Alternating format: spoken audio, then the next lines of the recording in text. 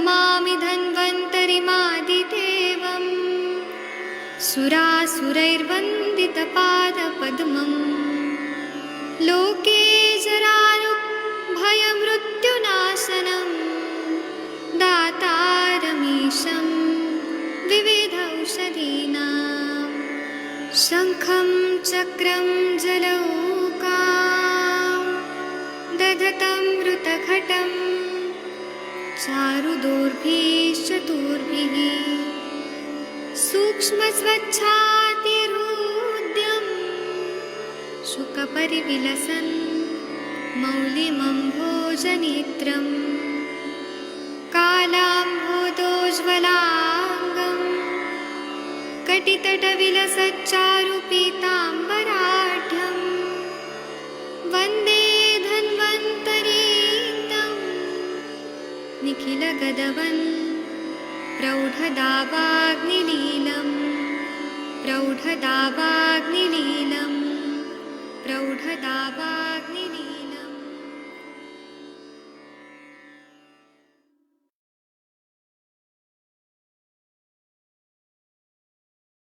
प्रणाम सभी लोगों को। मैं वैद्य अरविंद पाठक आप सभी लोगों का स्वागत करता हूं। सभी लोगों को कोटि कोटि प्रणाम करता हूं। आइए आज हम लोग क्लिनिकल संभाषण शुरू करते हैं। आप सबके सब भारत के सर्वश्रेष्ठ चिकित्सक लोग हैं, सभी को मैं प्रणाम करता हूं। और यहाँ पर बहुत सारे लोग आए हैं जो बहुत बड़े बड़े विद्वान हैं, जैसे कि डॉक्टर हरिहर सर हैं, सोमनाथ गुजरात से जुड़े हुए हैं। डॉक्टर भोसले सर हैं जो महाराष्ट्र से जुड़े हुए हैं। डॉक्टर मुनमुन प्रताप जी हैं जो बिहार के हैं और नागपुर में पढ़ाई कर रहे हैं। डॉक्टर गंगवार सर हैं जो बरेली से जुड़े हुए हैं, यूपी से। डॉक्टर महाजन सर हैं जो दिल्ली से जुड़े हैं। और डॉक्टर शशि तिवारी मैडम जी हैं जो चंडीगढ़ से जुड़ी हुई हैं। सभी को मैं प्रणाम करता हूँ, यहाँ पे स्वागत करता हूँ। आप लोग कुछ बोलना चाहते हैं तो बोल सकते हैं। आदरणीय डॉक्टर हरिहर सर, आप कुछ बताना चाहेंगे सर? डॉक्टर हरिहर सर, अगर आप मेरी बात सुन रहे हैं। डॉक्टर हरिहर सर, जी सर, आज तो ऐसा तो कुछ नहीं है नवीन में तो। आप कुछ ये बताना चाहेंगे आपके वमन के पेशेंट का क्या हालचाल है? सर वो कल शाम तक तो उनका फोन था कि अच्छा है। जी। फिर आज आज आज तो कोई फोन नहीं आया। लेकिन वो दवाई तो सभी बंद है, फिर भी कोई दर्द बर्द की शिकायत तो नहीं है। अभी 1-2 दिन के बाद दवाई खाना शुरू हो जाएगा ना उनका, तो बाद में चालू कर देंगे सर। हाँ जी सर। तो मैं आप लोगों को ये बताना चाहता हूँ कि आयुर्वेद में खाना पीना किस तरह से खाना चाहिए उसका बहुत ज्यादा महत्व बताया गया है।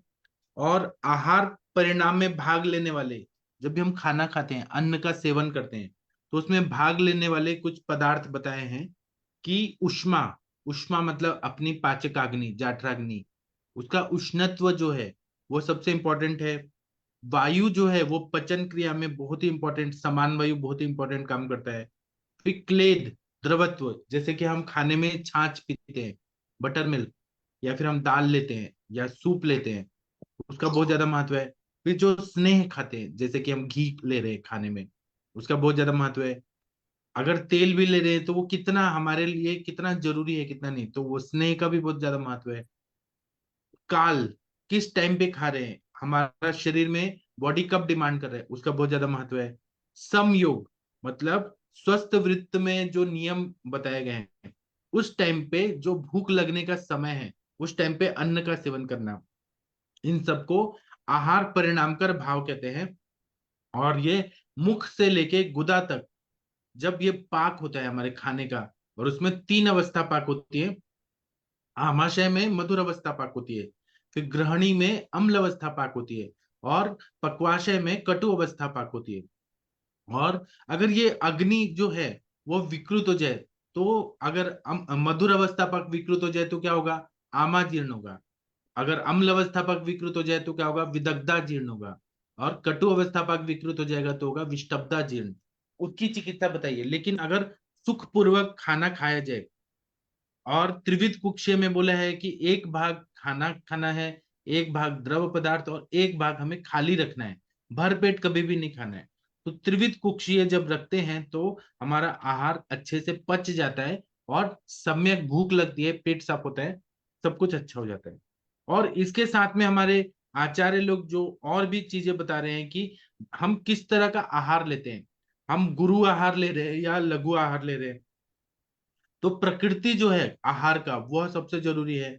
करण मतलब संस्कार, हमने मेडिसिन, हाँ सॉरी, हमने आहार को किस तरह से पकाया है, आधा कच्चा आधा पक्का ऐसा खा रहे हैं क्या, या मतलब वो किस तरह से बना हुआ है, उसका जो संस्कार होता है और जो आहार का है वह सबसे इंपॉर्टेंट होता है।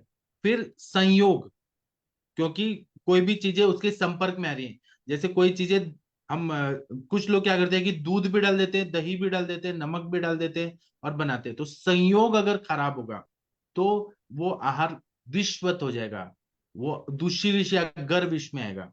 उसी तरह से राशि या मात्रा, कितना मात्रा में हम हर चीजें खा रहे हैं। मतलब मॉडर्न डॉक्टर जैसे बोलते हैं कि कार्बोहाइड्रेट इतना होना चाहिए, प्रोटीन इतना होना चाहिए, फैट जितना होना चाहिए, मिनरल्स इतना होना चाहिए। वैसे आयुर्वेद में भी आहार मात्रा जो है, षड रसात्मक आहार जो है, तो हर व्यक्ति के लिए किस तरह का वो कार्य कर रहा है, प्रोफेशन कैसा है, तो मधुर रस उसको कितना जरूरी है, अम्ल कितना है, लवण कितना है, तिक्त कटु कषाय कितना जरूरी है। अभी मैंने गुजरात में देखा कि लोग ना वो मावा खाते हैं। मावा मतलब सुपारी, तंबाकू और कुछ कुछ चूना, इसका लेके और मुंह में खाते हैं।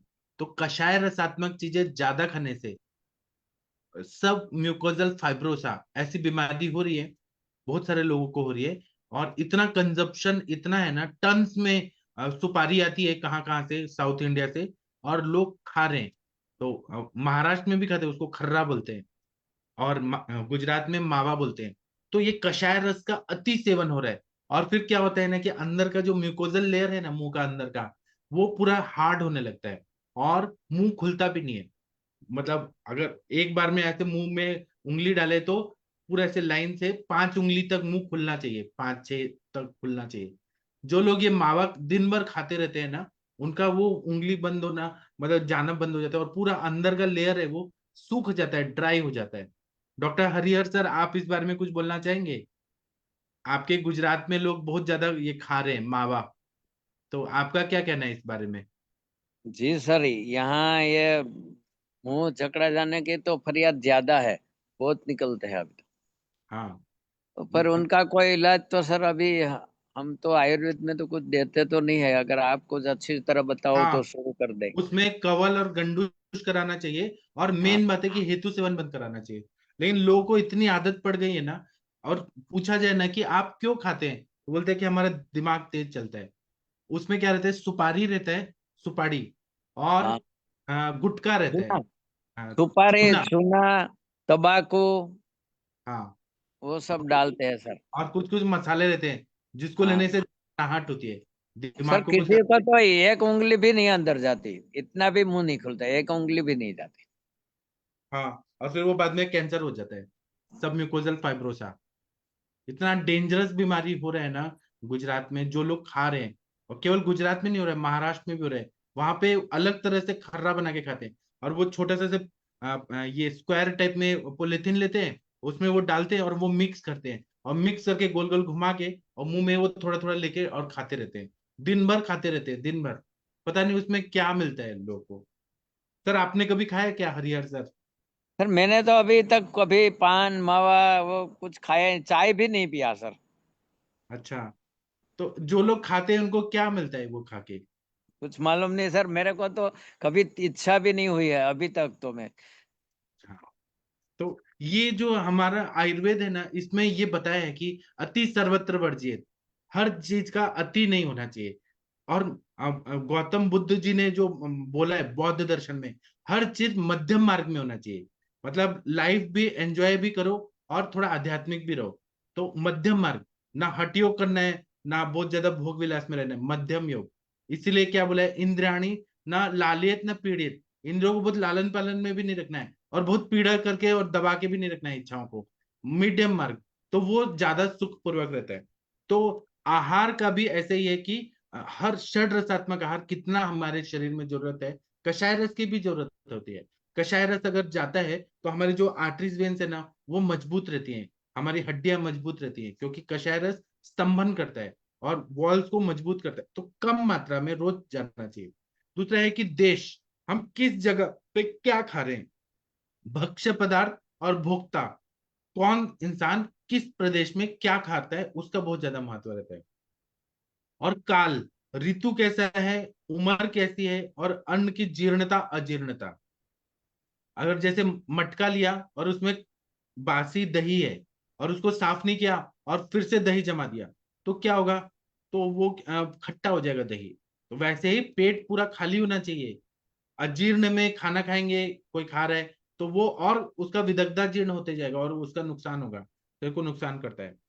क्योंकि हमारा शरीर एक नाजुक मशीन है, वहां पे अगर कुछ भी चीज इम्बैलेंस होता है तो वो arteries, veins, mucosal layer, epithelial layer, columnar layer layer सबको ये खराब करता है। तो और हमारे आयुर्वेद में उसको कलाएं बोला है, श्लेष्मल कला, अलग अलग कलाएं हैं। हर जगह पे वो प्रोटेक्शन करती हैं, शरीर की जो गतिविधियां हैं उसको वो नियंत्रित करती हैं। तो अगर वो दूषित हो रही है सारी कलाएं, तो फिर व्याधि होना जरूरी है, हो ही जाएगा। फिर उपयोग संस्था जो है कि अन्न पान के सेवन के अलग अलग नियम होते हैं। जैसे कि गुजरात में आप देखेंगे तो लोग खाने में छाछ का सेवन बहुत ज्यादा करते हैं, तक्र जरूर, हर जगह तक्र जरूर रहता है, क्योंकि यहाँ पे गर्मी बहुत ज्यादा है सौराष्ट्र में। वहाँ राजस्थान के लोग लेते हैं, छाछ तो लेते ही हैं, लेकिन वो घी का सेवन ज्यादा करते हैं, क्योंकि वहां पे रुक्षता है, रेगिस्तान है राजस्थान में, तो हवाएं ऐसे गर्म चलती हैं कि वो लेते हैं। महाराष्ट्र में लोग जो खाना खाते हैं, तो वो लोग क्या करते हैं कि वहां पे इस तरह से बैलेंस किया हुआ है ना खाना। हर प्रदेश, अभी कोस्टल एरिया में जो साउथ इंडिया में लोग हैं, वहां पे इडली डोसा वगैरह खाते हैं। क्यों? क्योंकि वहां की भूमि क्षारीय है, उसको बैलेंस करने के लिए अम्ल रसात्मक चीजें खाते हैं। उत्तर प्रदेश में और बिहार में लोग देखेंगे तो सरसों का तेल खाते हैं, क्योंकि वहां ठंडी बहुत है, हिमालय की सारी ठंडी हवाएं आती हैं, तो वहां से प्रोटेक्शन के लिए सरसों का तेल। और हिमाचल में लोग अलग चीज खाते हैं, कश्मीर के लोग अलग चीज खाते हैं। सब देश काल उसके कुछ नियम बनाए, तो वो फॉलो किया तो वो ज्यादा अच्छा रहता है। और उपयोगिता, मतलब हितकर आहार और अहितकर आहार। शरीर के लिए हितकारी क्या है और अहितकारी क्या है, टेस्ट से नहीं जाना है कि हमको ये टेस्टी लग रहा है, पिज्जा खाना टेस्टी लग रहा है, फिर बर्गर खाना अच्छा लग रहा है, और फिर दारू पीना अच्छा लग रहा है, उससे नहीं जाना है। हमारे शरीर को स्वस्थ रहने के लिए क्या हितकारी है, क्या अहितकारी, इसको अगर ये सब चीजों को जान लिया जाए ना, तो कोई व्याधि ही नहीं होगा। अब क्या है कि लोग जो विरुद्ध अन्न का सेवन कर रहे हैं, मिथ्या आहार विहार कर रहे हैं, और प्रज्ञापराध, धृति स्मृति विभ्रंश यत् कुरुते अशुभम, प्रज्ञापराधम तव विजानीयात् सर्वदोष प्रकोपजम। तो सब दोषों का प्रकोप होता है प्रज्ञापराध के, मालूम है कि वो चीजें गलत है, तब भी लोग खा रहे हैं। जैसे हरिहर सर ने कहा कि लोग मावा खा रहे हैं। मावा का मतलब ये मावा नहीं, मावा का मतलब यहाँ पे जो सुपारी होता है और तंबाकू होता है और चूना, इसको मिक्स करके मसाला जैसा बना के और लोग खा रहे हैं, इसको मावा गुजरात में बोलते हैं। तो ये मालूम है कि वो नुकसान करेगा, सब म्यूकोजल फाइब्रोसिस हो रहा है सबको, मुंह खुल नहीं रहा, लेकिन लोग तब भी खा रहे हैं, तो इसको बोलते हैं प्रज्ञा अपराध। मालूम हो कि अपराध क्या और है। सर एक सौराष्ट्र में एक एक एक रोजिंदा शाम को हर घर में खिचड़ी और दूध, खिचड़ी और दूध, और खिचड़ी में नमक आता है सर। और सुबह बाजरी का रोटला और लहसुन की चटनी, हाँ हाँ, तो ये लहसुन की खाने में चटनी, टेस्टी बाजरी का लगता है। रोटला, ये तो बराबर है, लेकिन रोटी के साथ भी कभी बाजरे की रोटी है तो नमक तो होता है उसमें, दूध, दूध का उपयोग ज्यादा करते हैं। बहुत हम समझाते हैं, लेकिन वो तो बोलता है हम कुछ खाते तो नहीं है, शाम को तो खिचड़ी दूध खाते हैं, खिचड़ी में नमक होता है, नमक वाली खिचड़ी और दूध ही खाते हैं सब। तो सर वो दही छाछ पिए, दही लें, वो दूध डाल के उनको क्या टेस्ट आता है, क्या जी होता है। सही बात। मतलब इतना विकृत है ना, खाना पीना विकृत हो गया है। और लोग जो मन आ रहा है वो खा रहे हैं। और जो पेप्सी, कोका कोला, ये सब जो आ रहा है ना, वो तो और भी विकृत चीजें हैं। वो कोका कोला ले, खाना खाने के बाद कोका कोला लोग पीते हैं, वो कितना मतलब जहर जा रहा है बॉडी में किस ना किसी तरह से। तो फिर व्याधियां हो ही रही हैं। और जितना लोग एडवांस होते जा रहे हैं, उतना हॉस्पिटल बढ़ते जा रहे हैं, उतने डॉक्टर बढ़ते जा रहे हैं, और लोग बीमार है ही। तो ऐसा है। वो सर कोका कोला के साथ तो बिस्किट, वेफर और नमकीन सब चलते हैं उनके साथ। हाँ वही तो फिर क्या है ना कि जब अजीर्ण में भी खाना खा रहे हैं, अति भोजन करके भी खा रहे हैं, विषमाशन कर रहे हैं, असात में भोजन कर रहे हैं, गुरु भोजन कर रहे हैं, शीत ठंडा चीज। अभी क्या है, गर्मी आ गया ना, तो लोग आइसक्रीम बहुत ज्यादा खा रहे हैं, ठंडा पानी कोल्ड ड्रिंक्स बहुत ज्यादा पी रहे हैं। तो अति शीतल भोजन, फिर अति रुक्ष भोजन, क्योंकि डॉक्टर्स लोग ने कहा कि कोलेस्ट्रॉल बढ़ेगा, आपको घी तेल तो बिल्कुल नहीं खाना है। अब सब चीज खाए लेकिन घी और तेल खाना भी नहीं है। अति रुक्ष भोजन खाने से बहुत सारी बीमारी हो रही है। संदुष्ट भोजन, मतलब वो खराब खाना, मतलब फ्रेश नहीं होता है।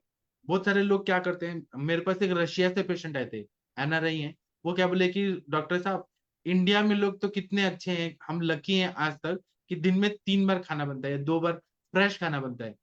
जो यूरोपियन कंट्रीज या रशिया में लोग महीने में 1 बार खाना बनाते हैं या हफ्ते में 1 बार बनाते हैं, और वो हाँ, डीप सही बात। फ्रीजर में रख देते हैं, और वही चीज गर्म करके थोड़ा थोड़ा खाते हैं। उससे इतनी बीमारियां बढ़ रही हैं वहां पे। हरिहर सर, आप कुछ बोलना चाहेंगे? नहीं सर, वो सही बात है आपकी। फ्रेश सही। खाना बनाना जो है वो सबसे श्रेष्ठ होता है हमारे आयुर्वेद के नियम के हिसाब से। फ्रेश खाना होना चाहिए, बासी नहीं खाना खाना चाहिए। अगर वो बासी खाना खा रहे हैं तो वो क्या होगा, विरुद्धन है, संस्कार विरुद्ध है, और वही चीज को गर्म कर करके बार बार खाया जा रहा है। उससे क्या होगा कि शांड्य, आंध्य, ऐसी कितनी सारी बीमारी होती है कि शंडता आती है, इनफर्टिलिटी होता है, आंखों में, मज्जा पे, शुक्र पे, सब पे काम होता है, मतलब खराब होता है। और दूसरा क्या है ना कि आम दोष की उत्पत्ति होती है, विरुद्ध अन्न खाने से आम दोष होता है। अब ये आम है, वो ऐसा नहीं है आम, वो वायु को भी दूषित करता है, पित्त को भी करता है, कफ को भी करता है। तो जब साम वायु रहता है तो उसमें क्या बताया कि वायु भी दूषित, वायु आम को ही लेके जा रहा है ना, उसको अच्छा आहार रस नहीं मिल रहा है, क्योंकि पोषण तो करना है। तो वो साम वायु होता है। तो अष्टांग हृदय सूत्र सन 13 में 27वां और 28वां श्लोक है, उसमें क्या बता रहे हैं कि वायु सामो विबंधाग्नि साध तंद्रा अंतर पूजने वेदना शोक निस्तोदय क्रमशो अंगानि पीड़यन विरेचेत युगपच्चापि गृहणाते कुपितो भृशम स्नेहादे वृद्धि मापनोति सूर्य में गोदय निशि।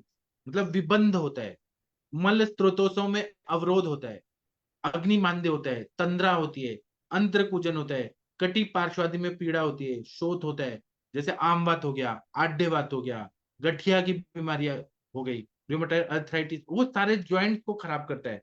और तो सूची वेदवत पीड़ा होती है, ये साम वायु की वजह से होता है। और ये जब साम वायु बढ़ता है, आम युक्त वायु, ऐसा वायु जो है एक स्थान पे दूसरे स्थान पे संचार करता है, जहां जहां पहुंचता है अपना अपना लक्षण उत्पन्न करता है, या एक ही काल में सर्वांग में व्याप्त हो जाता है। और वो जहां जहां उसको, और क्या है ना, ख वैगुण्यता जहां पे मिलेगी वहां पे वो व्याधि होगा। तो एक वृद्ध वैद्य से किसी ने पूछा कि ख वैगुण्यता का मतलब क्या है, तो वैद्य जी ने क्या बताया, वो एकदम अच्छा है कि पहले के जमाने में साइकिल जो होता था, उसका जो ट्यूब वाला जो रहता था ना साइकिल, तो ट्यूब निकाल के लोग ऐसे निकाल के और पंचर बनाते थे। तो ट्यूब जहां पे बहुत वीक है वहां पे वो फट जाता था, या फिर वहां पे पंचर हो जाता था। वैसे ही जहां पे जो चीजें बहुत वीक होती है उसको ख वैगुण्यता बोलते हैं। वहां पे वो जाके दोष जो है साम दोष जाके बैठ जाता है, और संचय, प्रकोप, प्रसर, व्यक्ति भेद अवस्था, ये सारी अवस्थाएं जो षट क्रियाकाल है वो करने लगता है। अब जैसे आर्टेरोस्क्लेरोटिक चेंजेस जो रहते हैं, प्लेक फॉर्मेशन, कैल्सिफिकेशन, ये सब होता है। ये सब क्या है, स्थान संशय होता है ख वैगुण्यता के कारण, वहां पे वो बैठ जाता है। तो ऐसे बीमारियां होने लगती है। और दूसरा क्या है कि सामवायु जो है वो स्नेहपान से बढ़ जाता है, स्निग्ध उपचारों से वृद्धि को प्राप्त होता है। और जब रात्रि में इसके कष्टों की वृद्धि होती है, जब मेघ आते हैं, बादल आते हैं, तब बढ़ जाता है। और सुबह के टाइम पे बढ़ जाता है, जैसे आमवत में बढ़ता है सामवायु। चरक संहिता में सामवायु बोला है, आमवत नाम की बीमारी नहीं बोले, सामवायु के बारे में चर्चा है। उसी तरह से साम पित्त भी बोला है। साम पित्त जो है, पित्त जो है आम युक्त है, तो क्या होगा, दुर्गंधि हरितम श्यावम पित्तम अम्लम घनम गुरु अम्लिका कंठ हृदय सामम विनिर्देशित। और क्या बोला है, आ ताम्र पित्त मत्युष्णम रसे कटुकम अस्थिरम पक्वम विगंधि विज्ञम रुचि पक्ति बलप्रदम। मतलब आम युक्त जो पित्त होता है वो दुर्गंध युक्त पित्त होता है, हरित और थोड़ा सा काला होता है, अम्ल होता है, बहुत ज्यादा खट्टा होता है, और स्थिर होता है, जल में फैलने, पानी में फैलता नहीं है, गुरु होता है। और जब साम पित्त रहा, ऐसे कंडीशन है कि अम्ल पित्त है, एसिडिटी और आम भी है, तो उसकी वजह से क्या होगा, अम्लोदगार, खट्टी ढकार आएगी, और कुछ अजीब तरह का ढकार आता है। कंठ और हृदय में दाह उत्पन्न करने वाला होता है। उसी तरह से जब कफ आम युक्त रहता है तो क्या होता है, आम युक्त कफ अस्वच्छ, तंतुमान, सांद्र, कंठ को क्लीन करने वाला, दुर्गंध युक्त और क्षुधा और उद्गार को रोकने वाला रहता है, भूख भी नहीं लगती है, और जो उद्गार है ढकार उसको भी रोक देता है। तो और उसी तरह से साम रस जो बनता है, रस धातु, उससे तो बहुत ज्यादा प्रॉब्लम होती है, क्योंकि रस प्रदोषज रोगा रोगा, इसमें चरक सूत्र स्थान 28 में स्पष्ट रूप से कहा है कि रस व स्रोतस अगर दुष्ट हुआ तो क्या बोला है उन्होंने, अश्रद्धा च अरुचि अस्य वरस्यम अरसज्ञता हृलासो गौरवम तंद्रा सांग मर्दो ज्वरस्तमा पांडुत्वम स्त्रोतसम रोधा क्लैब्यम साधा कृशांगता नाशो अग्नेर यथा कालम वलह पलितानि च रस प्रदोषजार होगा। मतलब रस धातु जब, अब ये आम जो है आगे आगे जाके धातुओं को दूषित कर रहा है, तो क्या होगा, रस धातु जब आम के साथ मिल जाएगा तो भोजन में अश्रद्धा होगा। अश्रद्धा मतलब खाना खाने की इच्छा ही नहीं होगी। अरुचि मतलब भोजन का रुचि नहीं आएगा। आपके सामने समोसा रख दें, चटनी रख दें, ढोकला रख दें, जलेबी रख दें, लेकिन रुचि ही नहीं आएगी। उसी तरह से अश्रद्धा मतलब खाने की इच्छा ना होना, अरुचि मतलब टेस्ट नहीं आएगा। आज से वैरस्य मतलब मुंह का स्वाद बिगड़ जाएगा। अब उसमें वैरस्यता में कटुकास्यता, कड़वापन आएगा, या फिर तिक्तास्यता हो गया, या फिर लवणास्यता होगा, मधुरास्यता होगा, अलग अलग होगा। और अरसज्ञता, स्वाद न मिलना, कितना भी अच्छा से अच्छा टेस्टी टेस्टी खाना दे दिया जाए उसको टेस्ट ही नहीं आता है, स्वाद न, इसको बोलते हैं अरसज्ञता। और तृप्ति रहती है, पेट भरा भरा प्रतीत होता है, इसलिए तृप्तिग्न गण, ऐसा आचार्य चरक संहिता में, जी ने 4th चैप्टर में तृप्तिग्न गण बताए, क्योंकि कुछ लोगों को ना हमेशा पेट भरा भरा रहता है, वहां पे कफ का आवरण रहता है, क्लेदक कफ का, तो इसलिए तृप्ति।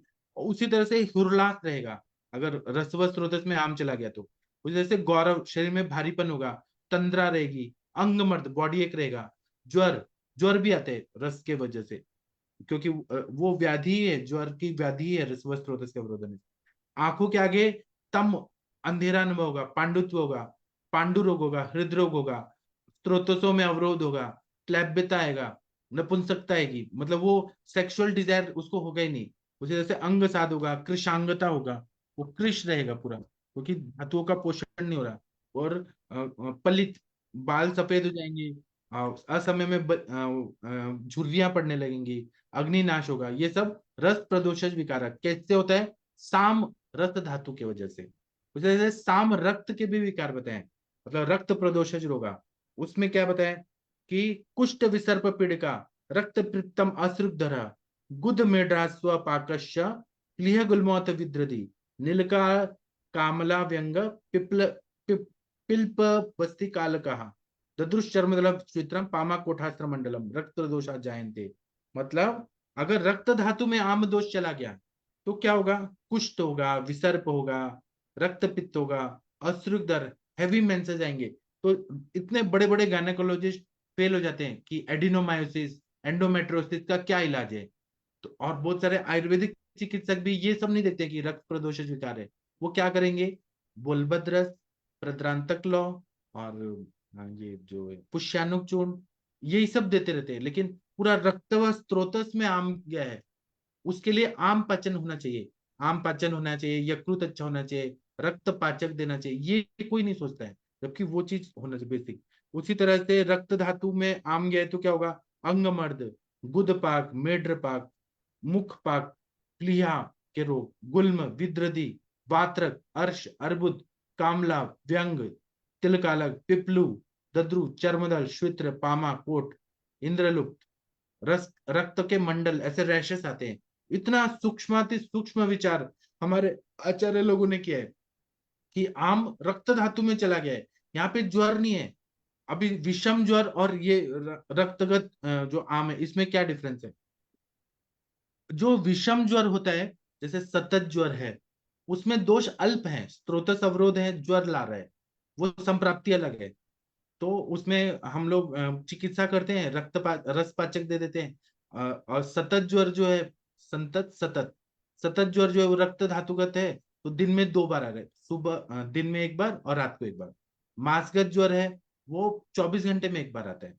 फिर अन्यदुष ज्वर है, सॉरी, सतत संतत अन्यदुष मासगत हो गया।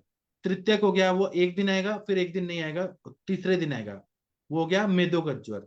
और जो चतुर्थक ज्वर है वो क्या आता है, दिन में 2 दिन ब्रेक लेता है और चौथे दिन आता है, तो उसमें अल्प दोष रहते हैं। अब यही दोष ज्यादा आ गए और ज्वर की संप्राप्ति कर रहे हैं, तो बोलेंगे रसगत ज्वर, रक्तगत ज्वर, क्योंकि दोष ज्यादा चले गए, वो ज्वर की संप्राप्ति कर रहे हैं। लेकिन अगर ज्वर की संप्राप्ति नहीं कर रहे हैं और स्रोतों में घूम रहे हैं वो, तो फिर ये सारी बीमारियां होती हैं। वो फिर शाखागत हो रहे हैं, और जैसे ये विसर्प हो रहा है, कुष्ठ हो रहा है, वहां पे दोष दूष्य समूर्छना थोड़ी अलग हो रही है, ज्वर नहीं आ रहा है, लेकिन थोड़ा विकार अलग हो रहा है। अभी आप थोड़ा कुछ बोलिए आप लोग। दोष जो है वो लीनावस्था में है, इसलिए लीन मतलब वो ज्यादा डीप हो गए। डॉक्टर अरविंद सर, आप कुछ बोलना चाहेंगे, फिर मैं आगे और कुछ बोलूंगा। सर बहुत अच्छे बता रहे हैं सर। तो दुष्ट तो 90% में सही होता है, और हम लोग उसको नहीं समझ पाते हैं, क्योंकि ज़्यादातर पेशेंटों में खाने की कुछ इच्छा भी नहीं होती है, और पर्ची तो रहती रहती है, और फिर खाने का टेस्ट भी नहीं आता है, और साथ साथ जीभ लगता रहता है, भारीपन रहता है, हल्का हल्का दर्द होता रहता है, फिर हल्का सा फीवर महसूस होता है। और फिर जब हम लोग देखते हैं तो उसमें पांडुता दिखाई देती है कि पांडु की तरफ जाता है, उसकी हर चीज की सांस फूलती है। तो वो हम लोग समझ ही नहीं पाते हैं कि वो श्रोतों में अवरोध है। अब जब ऐसे ही दुष्प्रसज डोज होते हैं तो हम लोग जब 90% पेशेंटों में मेद वृद्धि हो जाती है या ऑब्स्ट्रक्शन हो जाता है, तो क्लेबिका मतलब लॉस ऑफ लिबिडो भी होता है। और कई बार जो है ज्यादा हाँ, वो आपने बोला था कि झुर्रियाँ और बाल पक जाते हैं, जो 90% बच्चों में ये दिक्कत हो रही है कि जो है अपनी उम्र से ज्यादा दिखाई देती है। चिकित्सा में उन्होंने लंघन ही बोला है, जैसे आप ही कई बार बोलते हो कि देह पाचन करना है, और दुष्प्रसव रोगों में उन्होंने चिकित्सा में लंघन ही बोला है। और तो इसको जैसे अगर हम लोग वो धातु लेके चलते हैं तो स्तन आर्तव है इसके, और जो मल है वो कफ रहता है। तो ज्यादातर दुष्ट रसद या आमज रोगों में कफ का वजह से, या अभी जैसे आपने वायु साम भी बोल रहे थे, तो उसमें भी कफ है, पित्त साम में उसमें भी कफ है। और साम कफ तो है ये कि अविर तंतुल शान कंठ देशे स्थिति, मतलब कालापन आ जाता है। सामो बलासो दुर्गंध सा, तो क्षुधो रूप घात करता है, मतलब भूख भी खत्म हो जाती है, प्यास भी खत्म हो जाती है, भूख और दुर्गंध आनी शुरू हो जाती है। तो ये होता क्या है, ये आम ही तो है जो जो उसमें और आम का कारण मल अग्निमांद है। तो वो अग्निमांद ही जैसे जो है प्रॉपर वे में जो शाखागत जो दोष है वो बढ़ते चले जाते हैं, रक्तवर्ष। और वो आम जो है विश्व रूप में बोला ही गया है कि आप कामोबलासो क्षुदो रूप रहता। और ये नाशो अग्नि यथा कानम बले परेशानी का मतलब धुरियां पड़ना और ये सब चीजें। तो आम की स्टार्टिंग तो रहती है जितने भी धातुएं की अग्नि मंद हो रही है या दोष में कोई विकृति आ रही है, तो आम होना मतलब अग्नि मंद होना, मतलब शुक्र में अवरोध होना, मतलब जो तो उसका खबैगुन होना। तो और उसके बाद व्याधि तत्व व्याधि होता है, उसके बाद व्याधि का होना शुरू हो जाता है। तो बहुत सारी चीजें होती हैं, एक साथ चलती रहती हैं शरीर में। और नाच अग्नि यथा कर्म बले परेशानी बोला ही है इसी में। तो अच्छे से बता रहे हैं सर, बताइए सर। और और फिर इसी तरह से मांस धातु में अगर वो चला गया आम, तो वो व्याधि जो है वो लीनावस्था में जा रही है। यहाँ पे ज्वर का संप्राप्ति नहीं हो रहा है, यहाँ पे कुछ दोष दूषित समूर्छना अलग होती है।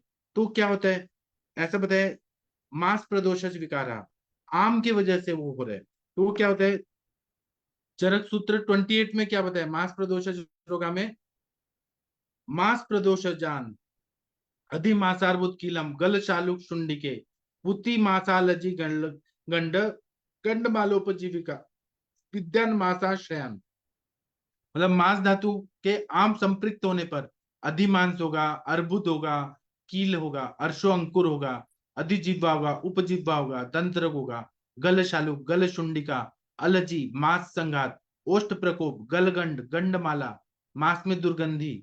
और इसी तरह मॉडर्न में आज देखे तो फाइब्रॉइड्स, फाइब्रॉइड्स हो रहा है जो यूट्रस में, वो क्या है, वो मांस प्रदोषज विकार है। अलग अलग ग्रंथियां हो रही हैं, वो क्या है, वो मांस प्रदोषज है। इसीलिए हमारे जो गुरुजी हैं वो सर हमें क्या बोलते हैं कि आप लॉन्ग टर्म के लिए धातु पाचक रखिए। आम पाचक तो दे ही रहे हैं, मांस पाचक, मेदो पाचक कंटिन्यू देते रहिए आप। रुक्षता ना बढ़े, थोड़ा घृत का प्रमाण रखिए, लेकिन वो दीजिए तभी वो ठीक होगा। तो गलगंड है, गंडमाला है, ये सब क्या है, वो मांस पाचक से ही ठीक होता है। आप कांचनार को गुल देते हैं, वो ठीक है, वो भी एक तरह से वहां पे आम का पचन करता है और ग्रंथि का पाचन करता है, लेकिन मांस पाचक देना बहुत जरूरी होता है।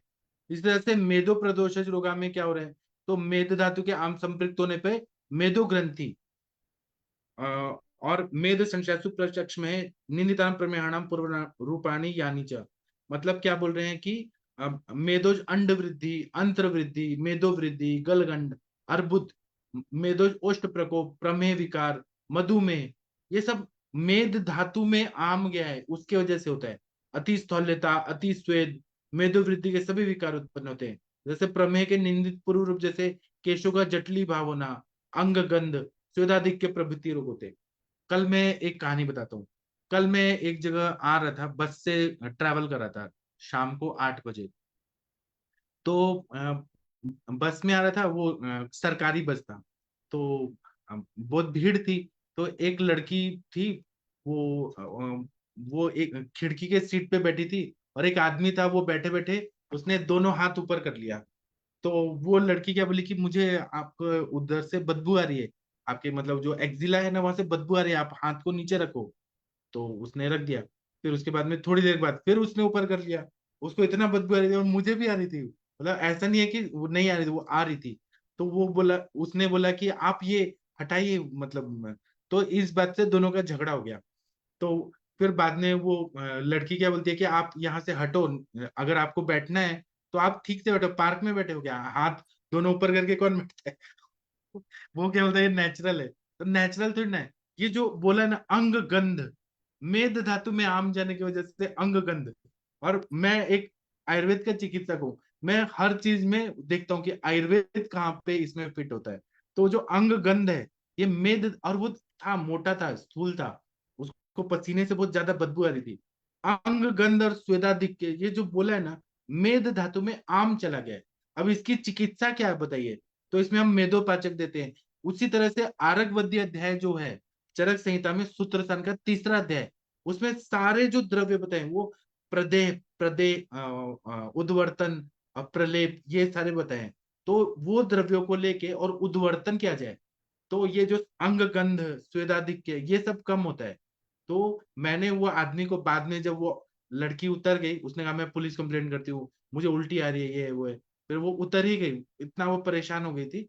तो मैंने उसको बाद में दवाइयाँ लिख के दिया कि आप चंदन लीजिए, हल्दी लीजिए, आम्र हल्दी लीजिए, और सिंपल सिंपल बताया, और इसका आप उद्वर्तन करिए, उसको सिखा दिया उसको।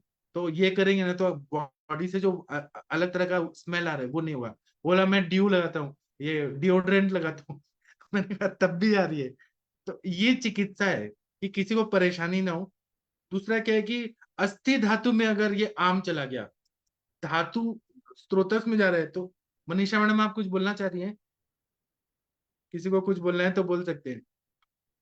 तो अध्यस्थि, अधिदंत, मनीषा मैडम, वीना मैडम कुछ बोलना चाह रहे हैं आप? हाँ सर, अभी आप बोल रहे हैं कि धातु में आम चला गया तो लक्षण, तो धातु में आम चला गया तो वो धातु की स्रोतोदुष्टि यही एक ही है ना ये? अभी क्या है कि वो कितना परसेंटेज में हो रहा है उस पे रहता है। कभी वो स्वेदवा स्रोतस को अवरुद्ध कर दिया अगर, हाँ। और अन्नवा को भी अवरुद्ध कर दिया, वहां की उष्मा जो है वो ऊपर आके पूरे शाखा में चली गई, तो ज्वर हो जाएगा। अगर स्वेदवा स्रोतस अवरुद्ध किया तो हीट बढ़ जाएगा पूरे बॉडी का, ज्वर हो जाएगा। अगर वो स्वेदवा स्रोतस ठीक है, लेकिन वो आम स्रोतों में चला गया है, उतना अवरोध नहीं कि स्वेदवा को करे, तो फिर ये सारे रस प्रदोषज विकार, रक्त प्रदोषज विकार, ये सब होते हैं। और मुझे ये पूछना है कि स्रोतस संकल्पना ये क्या है? क्या बोले तो स्रोतस सर? श्रवणा स्त्रोतांसी। 1 मिनट में बोलूंगा, पहले सक्सेना सर कुछ बोलना चाह रहे हैं, आप हाँ, बताइए। वो मैम ने बोला था, मैं उसी को थोड़ा सा सर आपका बढ़ाना चाह रहा हूँ कि हाँ धातु ही धातु आहार है, तो धातु ही दूसरी धातु का आहार है। मतलब रस, रक्त है तो रक्त ही जो है मांस बढ़ाता है, उसके बाद फिर मेद बनता है। और हर एक की उन्होंने बोला है कि तार्किक से विभाजन होता रहता है। तो जैसे मेद का जो है, जब सब जैसे बता रहे हैं बदबू आ रही थी, तो मेद का मल ही स्वेद है। ऐसी मांस का मल जो है वो जो है खामल बोला गया। कान और उसका नाक का, और नहीं कान और आंख का, नहीं कान का ही शायद बोला गया खामल। अच्छा, ये जब होता है, जैसे ऐसी उपधातुएं बोली गई हैं, जैसे मांस की उपधातु क्या है, मेद की उपधातु में स्नायु विकार वगैरह आते हैं। तो जब जब आम बढ़ेगा, रक्तांग बढ़ेगा, शाखा जो है रक्तांग बोला गया। तो जब भी आम बढ़ेगा तो फिर वो धातु अगली धातु को उतनी ज्यादा परिपुष्ट फॉर्म में नहीं, जैसे मेद वृद्धि हो जाती है, मेद के पास मेद धातु ही बढ़ती है, और वो मिश्रित मेद होता है। तो आगे की धातु में मेद के बाद मांस, मान मेद, मेद बीज की धातु है, तो आगे की जो धातुएं हैं वो वीक होती जाती है। इसीलिए ऐसे लोगों में शुक्र के विकार आ जाते हैं, लॉस ऑफ लिबिडो हो जाता है। तो होता ये अग्नि है, मतलब आपको अग्नि इसी को बोला गया है। आप धात अग्नि, जैसे जब अग्नि के बाद ये अग्निमांद होना, अग्निमांद होना मतलब तप, मतलब आम दोषी होना धातुओं में। तो वो आगे की धातुएं परिपुष्ट न होने की वजह से वो विकसित होती चली जाती हैं। ये कहने हाँ। और स्त्रोतस का मतलब क्या है कि जहां पे भाव पदार्थ हैं, उनका सर्कुलेशन हो रहा है पूरे बॉडी में। जब हम्म ऐसे बताते हैं कि 3 दोष, 7 धातु, 3 मल, हम्म हम्म अब ये धातु है तो ये सर्कुलेट हो रहे हैं, उनका प्रोडक्शन हो रहा है, उनका डिस्ट्रक्शन हो रहा है, स्थिति मतलब उत्पत्ति स्थिति लय, उत्पत्ति स्थिति लय हो रहा है। शरीर को वो चलाने के लिए, जीवन को चलाने के लिए रस धातु रोज बन रहा है, रक्त धातु रोज बन रहा है, उत्पत्ति स्थिति लय ऐसा हो रहा है। तो वो अपने अपने चैनल्स पे अपना अपना कार्य कर रही है। जैसे प्रीणनम, जीवनम, लेपो, स्नेह, धारण, पूर्णे, गर्भोत्पादश्च श्रेष्ठ कर्म यथाक्रम, ऐसे बोला है। तो रक्त धातु का काम क्या है? प्रीणन करना। रक्त धातु का क्या है? जीवन देना। जीवन के लिए जितना भी जो हार्मोन्स का काम है, एंजाइम्स का काम है, वो सब रक्त धातु कर रहा है। तो ये किसमें धातु किसमें जाए? अपने अपने रास्ते हैं इनके घूमने के। तो जैसे रसव स्रोत का अपना रास्ता है, रक्तवा का अपना है, मासवा का अपना है, सबका पाथवे है, अपना अपना पाथवे है, अपने अपने स्रोतस है। अब यहाँ पे अनवांटेड चीजें आ गई। अनवांटेड मतलब आम दोष आ गया। वो क्यों आ गया? क्योंकि अग्नि मंद है, जठराग्नि मंद है, धात्वग्नि मंद है, भूताग्नि मंद है। महाभूतों के भी अग्निमंद हो गए, और सूक्ष्म अति सूक्ष्म। अभी स्थूल पचन, सूक्ष्म पचन। स्थूल पचन कैसे होता है? जठराग्नि लेवल पे। सूक्ष्म पचन धात्वग्नि लेवल और भूताग्नि लेवल, वो अग्निमंद हो गया। तो फिर आम धातु लेवल पे भी आम हो रहा है, और वही स्त्रोतसों का विरोध कर रहा है, और उससे व्याधियां होती है। मगर बराबर है ना? स्रोतस तो दिखाई नहीं पड़ते ना। हमको नहीं दिखाई ये देता, लेकिन है तो ना, है तो हाँ। ना। जो कैपिलरीज, आर्टरीज, ये सब है ना, छोटी छोटी है ना। वैसे अस्थि व स्त्रोतस है, शुक्र व स्त्रोतस है। शुक्र व स्त्रोतस पूरे शरीर में व्याप्त है। वो नए सेल को बना रहे हैं। नरिशमेंट कौन कर रहा है? प्रीणन कार्य कौन कर रहा है? रस कर रहे हैं। रस। हाँ। लेपन मतलब कार्य कौन? घास। ये जो कल्पना है, ये कल्पना रूप में ऐसे आपको दिखाई नहीं पड़ेंगे। आप कोई भारत पाकिस्तान नहीं है, डिवीजन नहीं है, ये एक साथ सभी कुछ जो है ये कल्पना के रूप में उन्होंने सोचा मांगा कल्पना था। नहीं, ये अनुमान प्रमाण से हम समझ सकते हैं, कल्पना नहीं, ये समझ है। सकते हैं, हाँ हाँ हाँ लेकिन हाँ, हमको नहीं है, दिख, हमको नहीं दिखेंगे दिखते। नहीं वो। हाँ हाँ। और मैग्नीफाइंग टेलीस्कोप में ये सब चीजें देखी गई हैं। ये चीजें हैं, सच में हैं। जो कोरोनरी आर्टरीज का ब्लॉकेज होता है, आप यूट्यूब में देखिए ब्लॉकेज कैसे हो रहा है। वहां पे प्लेक फॉर्मेशन हो रहा है, कैल्सिफिकेशन हो रहा है। तो ये है ना, वो है। मैं इसका वीडियो भेज दूंगा कल। तो वो स्त्रोतस में अवरोध हो रहा है, आम है, वहां पे हो रहा है, ये चीजें है। ऋषि मुनि लोगों को हर चीजें दिखती थी। जैसे प्रदर से जो है वो वहां से आर्तव से दुग्ध, माने वो देखिए चैनल से डिस्कवर हुआ है, वो सूत्र डिस्कवर हुआ है कि बच्चा वहां से अपने स्तन ग्रंथि की तरफ चलता मतलब आधे घंटे, 1 घंटे, 2 घंटे, 3 घंटे में पहुंच जाता है। तो वो उसको डिमांड जो होती है, भूख की डिमांड जो होती है, जो उसको फील होता है, थर्स्ट होता है, तो वो उस चैनल वो लाइन पे पकड़ता है। तो वो दुग्धवाणी जो है वो भी देखिए नई डिस्कवर हुई है अभी कुछ दिनों पहले। और क्या है कि मॉडर्न डॉक्टर्स भी तो वही चिकित्सा कर रहे हैं, उनका चिकित्सा का पद्धति अलग है। एंजियोग्राफी करना है, एंजियोप्लास्टी करना है, ये क्या है? ग्राफी करना है, वो चेक करते हैं। और प्लास्टी करते हैं, वो क्या स्त्रोतस को ही तो खोल रहे हैं ना, अलग अलग जगह पे वही तो काम हो रहा है, चिकित्सा वही है। वो जो इकोस्प्रिन दे रहे हैं, वो क्या करें कि स्त्रोतसों में रक्त बहता रहे, इसलिए उसको पतला कर देते हैं।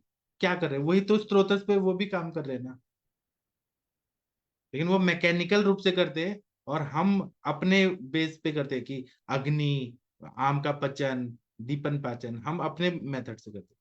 वो लोग उसको मैकेनिकली करते हैं कि जैसे हार्ट में ब्लॉकेज है तो वो या तो बाईपास कर देंगे, या फिर वो एंजियोप्लास्टी कर देंगे, स्टेंट बिठाएंगे, ऐसे। बराबर है ना बीना मैडम? हाँ सर, हाँ। तो स्त्रोतस तो है ही, मनुष्य शरीर में है ही। उसको चिकित्सा करने का मेथड अलग अलग है।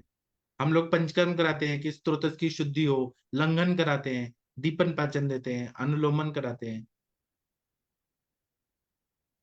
जी, आगे और बताऊं। उसी तरह हाँ से सर। शुक्र व स्त्रोतस की भी दृष्टि होती है। और शुक्र पाचक हमारे ग्रंथों में नहीं बताया, क्योंकि ये पाचक, धातु पाचक कल्पना जो है, ये महाराष्ट्र के एक वैद्य जी ने ये अपना कॉन्सेप्ट बना के ये पाचक बनाए। कि जैसे सतत ज्वर, संतत ज्वर के जो है चिकित्सा, उसको पाचक रूप में उन्होंने प्रस्तुत किया। लेकिन फिर क्वेश्चन आता है कि शुक्र पाचक है कि नहीं है? तो है। शुक्र पाचक पे मैं एक और लेक्चर लूंगा, मैं बताऊंगा कि जो हमारे 8 प्रकार के शुक्र दोष हैं, उसके जो मेडिसिन है वो एकत्रित करके अगर दिया जाए तो वो शुक्र पाचक है। आर्तव पाचक भी है, 8 प्रकार के आर्तव दोष है, उसमें जो मेडिसिन बताई है वो सबको मिक्स करके दे दिया तो वो आर्तव पाचक है। और वो उसको देने से सच में फायदा होता है, मतलब आर्तव स्त्रोत शुद्ध हो जाता है उससे। इसी तरह से स्तन्य पाचक भी अगर देखें तो 8 प्रकार के स्तन्य दोष है, उसमें जो मेडिसिन बताए या स्तन्य शोधन गण बताए, वो अगर दिया तो स्तन्य व स्त्रोतस में भी शुद्धि होती है, पाचक है वो। हाँ सर, सक्सेना सर क्या बोल रहे हैं आप? वही मैं कह रहा था कि जैसे अब देखिए मज्जा तक उन्होंने शुक्र उपधातु और वो रखा है, उन्होंने मल रखा है। लेकिन शुक्र में उपधातु और मल नहीं रखा उन्होंने, फिर आगे इंद्रियों में भी नहीं रखा है। तो वो जो आपने जैसे बहुत अच्छा से बता दिया, तो ये मेरे को क्लियर हो गया कि शुक्र जो पाचन है वो शुक्र दोष के जो दवाइयां हैं उसको इकट्ठा करके अगर दे दिया जाए तो, क्योंकि हम लोगों को शुक्र दोष विकार भी मिलते हैं, आतप गुत्थी के विकार मिलते ही हैं, कुछ इस तरह के होते ही हैं। तो ये सब कंसेप्ट बहुत बढ़िया लगा कि सबकी दवाइयाँ जो दोष हैं, 8 दोष हैं, क्या वो उसके उसी में उन्होंने शुद्ध शुक्र का ही बोला है, शुद्ध आपका भी बोला है कि वो शुद्ध आपका और शुक्र के भी लक्षण बोले, वो भी अच्छा सा concept। इसी तरह से लसिका व स्त्रोतस भी बताया है। लसिका दुष्ट कहाँ कहाँ होता है? लसिका अगर आप सर्च करेंगे तो प्रमेह में लसिका की दृष्टि बताइए, और कहीं कहीं बताइए लसिका। अभी हमारे पास उपलब्ध ग्रंथ नहीं है, लेकिन लसिका व स्त्रोतस भी था, मतलब उसके बारे में भी होगी संकल्पना। तो उसके लिए दवाइयां मैं बताऊंगा। पहले मैं साम मज्जा के जो बता रहा हूँ, तो इसमें क्या होता है कि मज्जा प्रदोष रोग क्या है? आंखों के सामने अंधेरा छाना, मूर्छा, भ्रम, अस्थियों के पर्वों में विशाल व्रण होना, नेत्राभिषेद होना, पर्व भेद प्रवृत्ति लक्षण होते हैं। इसी को क्या बोले 28वें अध्याय में? रूप प्रवणाम भ्रमो मूर्छा दर्शनम तमस तथा अरुषाम स्थूल मूलानाम पर्वजानम च दर्शनम मध्य प्रदोषात। अब शुक्र में, शुक्र धातु में आम चला गया। आम तो कहीं पर भी चला जाता है, अनवांटेड कचरा है वो कहाँ जा रहा है? तो शुक्र में जा रहा है, तो क्या होता है?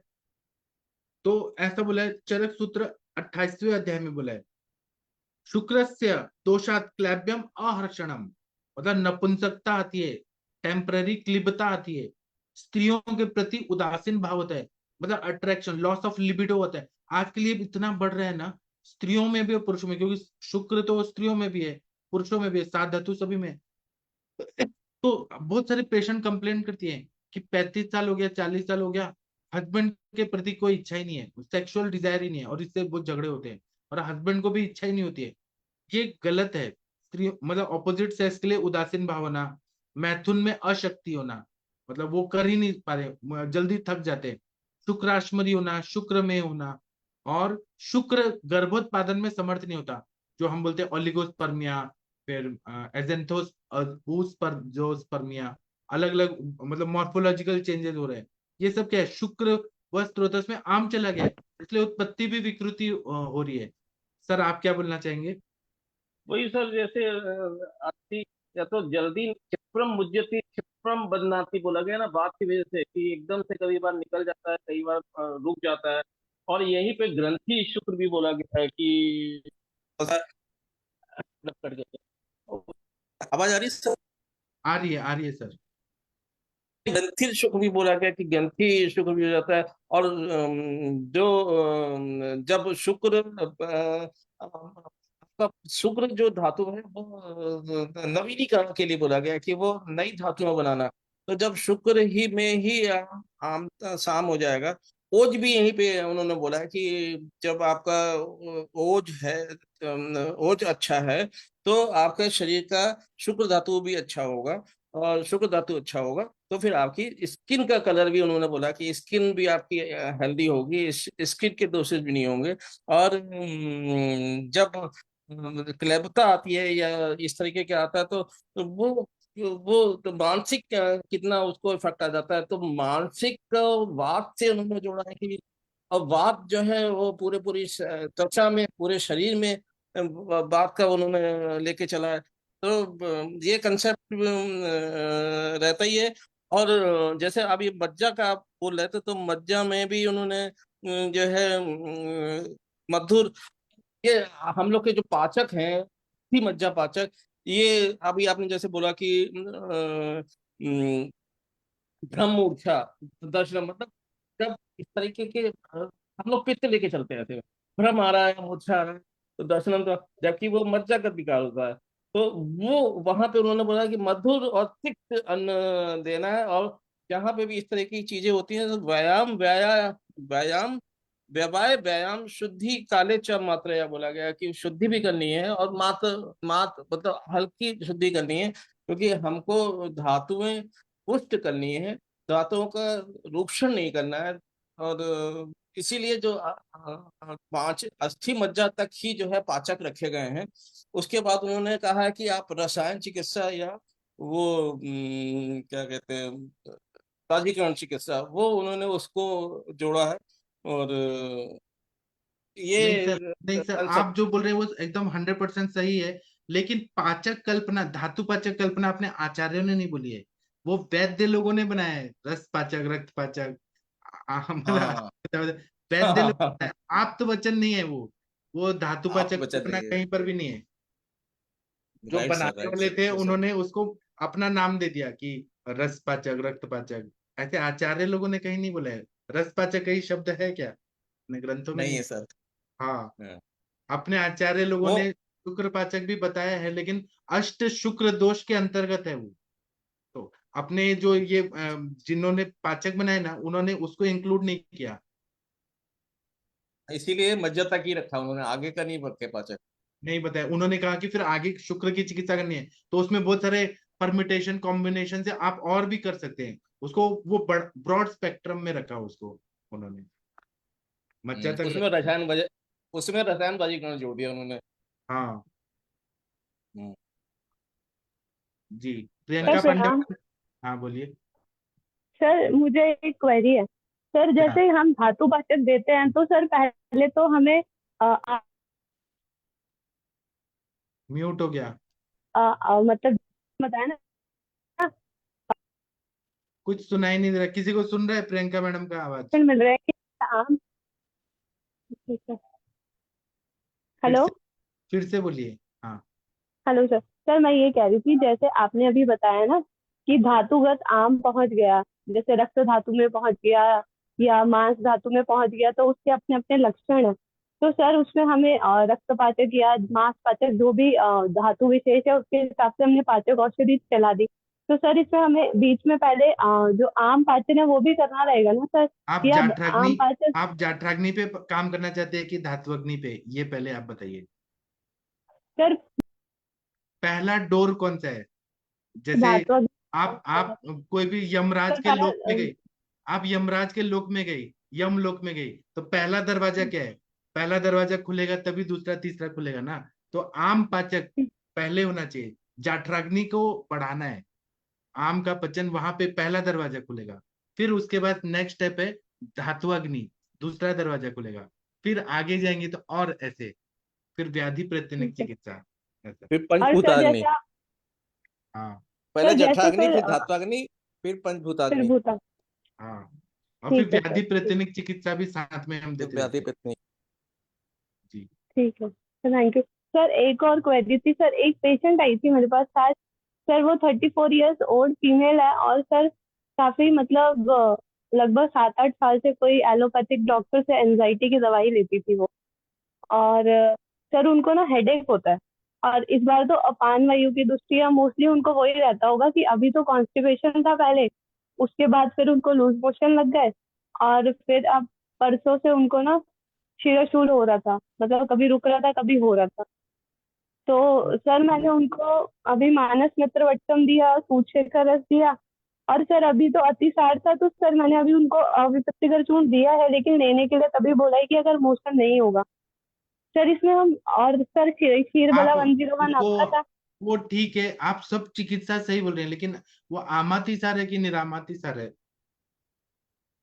सर वो तो सर मतलब सर कुछ नहीं, उन्होंने ना ऐसे नहीं। दूषित। आपको आम युक्त है तो उसमें हरित की जैसे द्रव्य देके आम को निकालना है। जैसे कि चारकोल अगर चिपक गया कोई चीज, तो चारकोल अगर वो जी निकाल देंगे, कचरा निकाल देंगे, जो चिपका हुआ है उसको निकाल देंगे, तो स्त्रोतस खुल जाएगा। इसलिए हरित की जैसे द्रव्य देके आम को निकालना है, उसके बाद में ठीक है सर। स्तंभन और ग्राही देना है।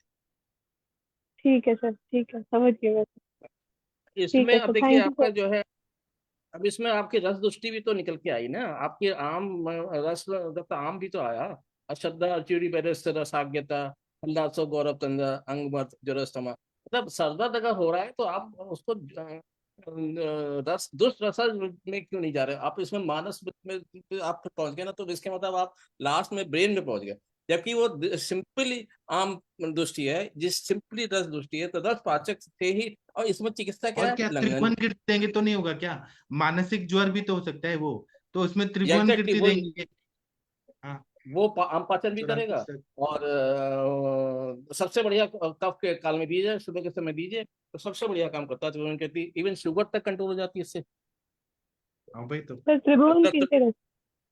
हाँ हाँ, बस नाप होता है ना मानसिक ज्वर इसमें, भी तो हो तो सकता है। क्लीनिंग करे। जी हाँ, तो वो बस नाप होता मानसिक है, ज्वर क्लीनिंग समझ करेगा। के कर, हर समय मानस तो मित्र गुटिका अच्छी है दवाई, लेकिन त्रिभुवन कीर्ति देने से भी मन एकदम प्रसन्न हो जाता है, क्योंकि रस धातु पे काम होता है। रसगत आम का पचन हुआ, और वो अच्छा मन बनने के लिए रस अच्छा हुआ, तो अच्छा रस मन को पोषण करेगा, तो इसीलिए आम जी का सर। पचन करना है, तो त्रिभुवन कीर्ति अच्छा है, आरोग्यवर्धनी अच्छा है।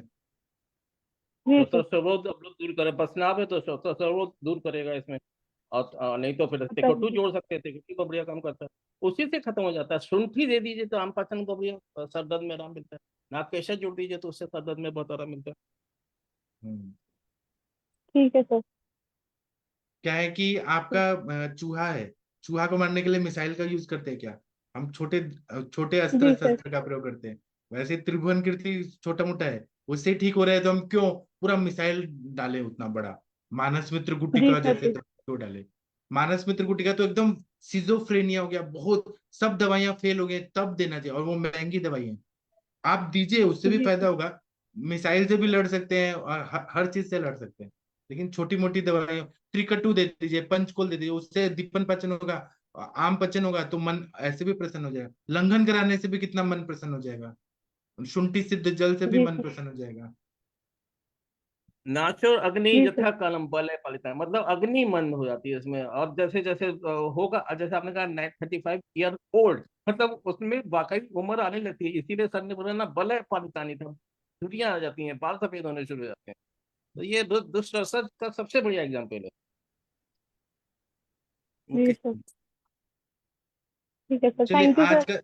आज का चर्चा अच्छा हुआ। बस एक बात करके फिर रोकूंगा कि ये आम दोष है, ये मूत्र में चला गया तो क्या होगा, क्योंकि वहां पर भी स्त्रोतस है, वहां चला गया तो क्या होगा, इक्षु में, पिष्ट में, शीत प्रसाद में, उदक में, लाला में, शुक्र में, शनेर में, सिक्ता में, ये सब हो जाए। तो जब आम संकल्पना हम लोग देख रहे हैं तो स्थूल रूप से भी है, सूक्ष्म रूप से भी है। तो अन्नज रस रूप आम है, अपाचित आद्य धातु रूप भी आम है, मल संचय रूप भी आम है, प्रथम दोष दुष्टि रूप भी आम है, रस रक्तादि धातु में भी आम चला गया है, और मूत्र में भी चला, अपक्व मूत्र, अपक्व पुरुष, अन्न विष, अपक्व अन्न रस, अपक्व रसादि धातुएं, अपक्व धातुजन्य मल्य मल, ये कितना सारा चीज आम की वजह से हो रहा है। सब अपक्व अपक्व अपक्व बना रहे हैं और व्याधियां उत्पन्न कर रहे हैं। जी। आम अन्न रसम किंचित किंचित मल संचयात प्रथमा दोष दुष्टि, बोला कि ऐसा ना, क्या ऐसे ही कुछ है ना एग्जाम्पल उसमें हाँ, कि ऐसे जो ही। इस विष के रूप में इकट्ठा हो जाता है, किंचित किंचित मल संचयात प्रथमा दो दुष्टि, तो किंचित किंचित मल संचयात ऐसे कुछ करके है, मतलब विष रूप में बोला गया है, जो जो सबसे बड़ा कारण है व्याधियों का। जी, इसीलिए दिनचर्या अच्छा करना है। ब्राह्मे मुहूर्ते उत्तिष्ठे स्वस्थो रक्षार्थम महानुषा, ब्राह्म मुहूर्त में उठना है आयु की रक्षा करने की, क्योंकि वहां पे क्या होता है, प्राण वायु का कार्य जागृत हो जाता है, कोष्ठ शुद्धि हो जाती है, शरीर चिंता निवृत्त, कृत शौच विधि तथा, शरीर की चिंता छोड़ के शौच विधि पहला ये बोला है कि शौच को करो। तो पहले के जमाने में लोग जो ऐसे वॉकिंग करके जाते थे ना, लोटा लेके जो जाते थे, उसे वॉकिंग होता था, एब्डोमिनल मसल में हलचल होती थी, और फिर प्रेशर इतना अच्छे से आता था कि पूरा पेट साफ। आजकल वो वॉकिंग नहीं होती है, और लोग उठते हैं, बेडरूम से उठते हैं वॉशरूम में, पेट साफ ही नहीं होता, और वो भी कोमोड पे बैठ जाते, पेट साफ ही नहीं होता है। सर बोला भी क्या है कि जितनी देर में गाय पानी पीती है हाँ उतनी देर में मल हो जाना चाहिए। हाँ और आज की डेट में लोग, अभी कल पेशेंट का जो हम लोग कर रहे थे, उसमें 15 मिनट बैठता है, वो तब भी साफ नहीं होता है, 15 मिनट बैठा रहता है वो पेशेंट। हाँ, वही तो तो। ये कितना उन्होंने कंसेप्ट बोला कि जितनी देर में गाय पानी पीती है उतनी देर में आपका मोशन हो जाना चाहिए। हाँ, तो मैं तो सभी पेशेंट को बोलता हूँ सुबह जल्दी उठें और फिर वॉक करके आए, और जब प्रेशर है तभी पेट साफ करना है। वेगा न धारित न उदीरित, जबरदस्ती भी नहीं निकालना है, और प्रेशर आने के बाद ही जाना है। और प्रेशर भी जोर से होना चाहिए कि मल जोर से निकले, पूरा इवैक्यूएट हो जाए। उद्दीपन पाचन अनुलोमन देने की जरूरत ही नहीं, अपने आप पेट साफ हो जाएगा, अग्नि प्रदीप्त हो जाएगा। चलिए, अभी मैं सेशन बंद करता हूँ, 10 बज गया। आज बहुत चर्चा हो गई, ऐसी ही बातों की चर्चा। अरविंद सर, आप आते रहिएगा, आपका स्वागत है, मजा आता है सर आपके साथ। सर सर बिल्कुल, आप बुलाएंगे सर, जरूर आऊंगा। मैं आपको हमेशा बुलाऊंगा, आपका हमेशा स्वागत है। चर्चा करते थैंक यू रहते हैं तो सर। और कुछ नया नया मिलता है ना, हमारे दिमाग का और अग्नि प्रदीप्त होता है, मेधा की अग्नि। बिल्कुल सर, थैंक बिल्कुल sir. Thank you thank sir. You sir. अब हम सुबह मिलेंगे। थैंक यू, सबकी को प्रणाम, थैंक यू, सभी को प्रणाम।